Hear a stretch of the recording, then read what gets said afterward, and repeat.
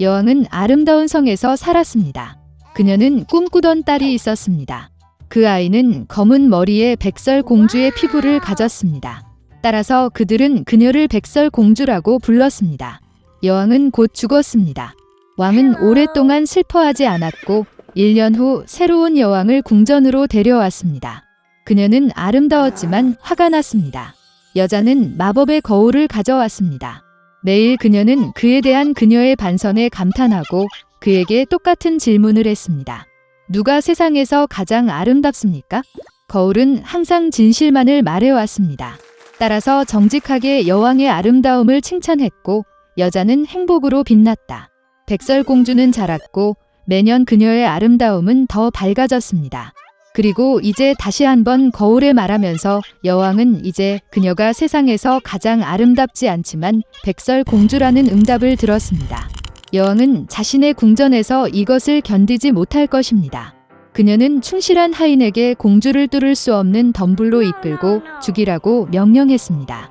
그러나 하인은 여왕을 위해서도 달콤한 소녀를 죽일 수 없었습니다. 그는 공주를 어두운 숲으로 데려와 그녀를 놓아주었습니다. 그리고 그는 자신이 성으로 돌아와 여왕에게 그녀의 명령을 따랐다고 말했습니다. 오랫동안 공주는 모든 종류의 숲 주민들의 도움을 받아 숲을 헤매었습니다. 백설공주는 그들에게 매우 친절해서 강한 친구가 되었습니다. 저녁에 공주는 우연히 작은 집을 우연히 발견했습니다. 그녀는 그것에 들어가 집에 아무도 없다는 것을 알았습니다.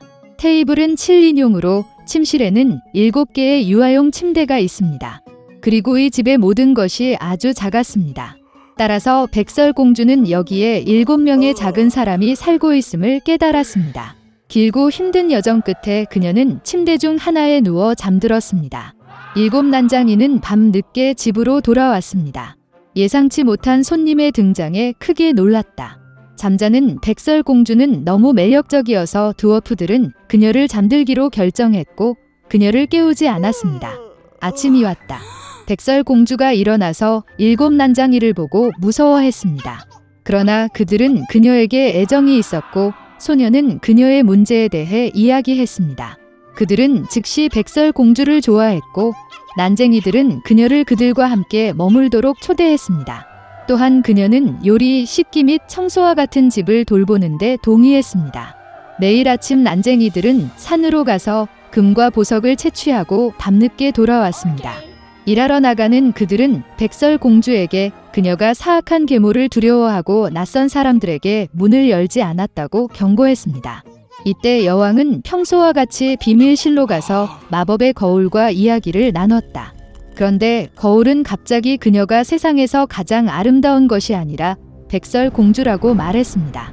공주가 아직 살아있고 집에 있는 놈들과 함께 살고 있다는 것을. 여왕은 매우 화가 나서 백설공주를 직접 다루기로 결정했습니다. 그녀는 비밀실로 가서 독이 있는 사과를 요리했습니다. 겉은 매우 아름다웠지만 누군가 한 조각만 먹으면 죽을 것입니다. 사과가 준비되자 여왕은 늙은 상인이 되어 난장이의 집에 왔습니다. 달콤한 노파를 보며 백설공주는 그녀에게 미안함을 느꼈다.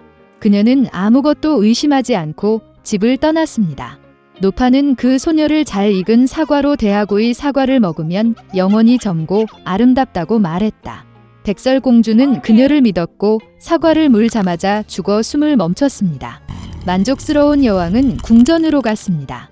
저녁이 되자 드워프들은 퇴근하고 백설공주가 바닥에 누워있는 것을 보았습니다. 그녀는 숨을 쉬지 않았습니다. 그들은 너무 큰 소리로 흐느끼고 애통해 근처 숲에서 사냥을 하고 있는 잘생긴 왕자가 그들의 외침을 들었다. 모든 동물을 두려워하는 어떤 종류의 울부짖음이 그에게 흥미로워졌습니다. 왕자가 난장이의 집을 발견했을 때 백설공주를 보았습니다. 그녀는 너무 아름다워서 어린 왕자가 즉시 그녀와 사랑에 빠졌습니다. 그는 백설공주를 치료할 수 있는 의사가 있기 때문에 드워프들에게 그녀를 데리고 성으로 데려가도록 설득했습니다. 드워프들은 그것을 허용했습니다. 그런 다음 왕자는 하인에게 공주를 어깨에 매라고 명령했습니다. 그리고 그들이 그녀를 안고 있을 때 하인들이 덤불을 우연히 발견하고 뇌진탕으로 백설공주의 입에서 독사과 한 조각이 떨어져 깨어났습니다. 어린 왕자를 보고 그 소녀도 그와 사랑에 빠졌고 그와 결혼하기로 했습니다. 그들은 또한 사악한 계모를 결혼식에 초대했습니다. 백설공주가 아직 살아있고 이제 길고 행복한 삶이 그녀를 기다리고 있다는 분노로 여왕은 마법의 거울을 깨고 다시는 보지 않았습니다. 행복과 기쁨이 가득한 왕국에서 왕과 왕비가 살았습니다. 그들은 단 하나의 꿈을 꾸었습니다.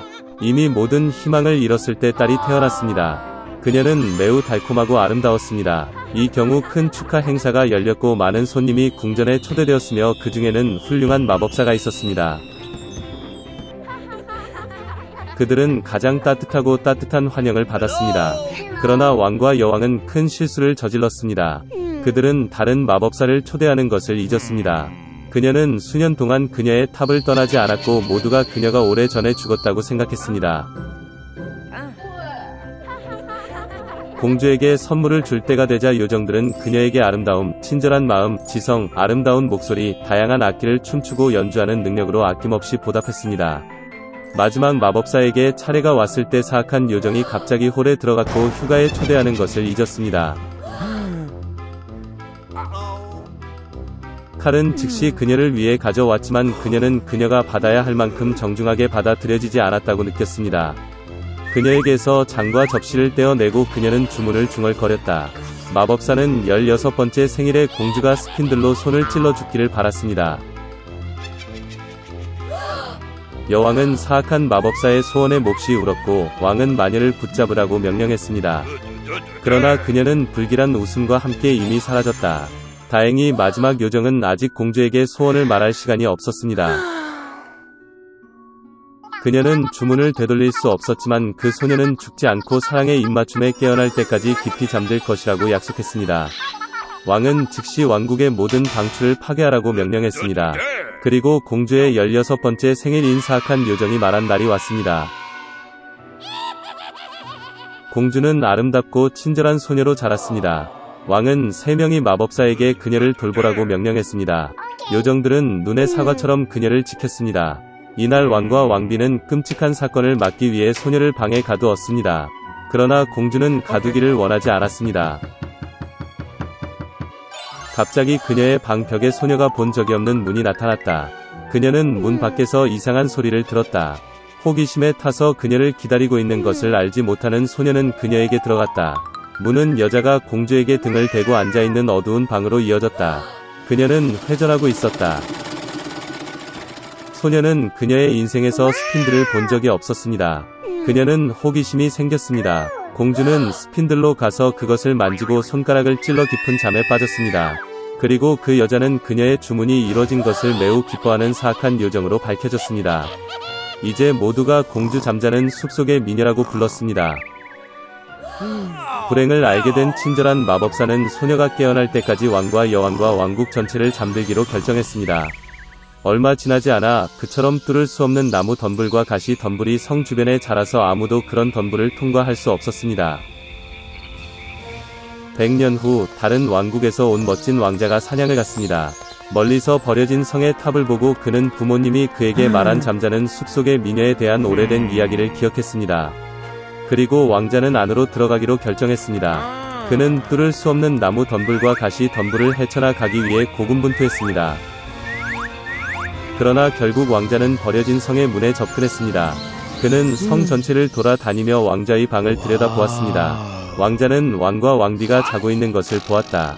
그런 다음 방 중 하나에서 그는 잠자는 숲속의 미녀를 발견했습니다. 그녀는 꽃으로 장식된 침대에서 자고 있었습니다.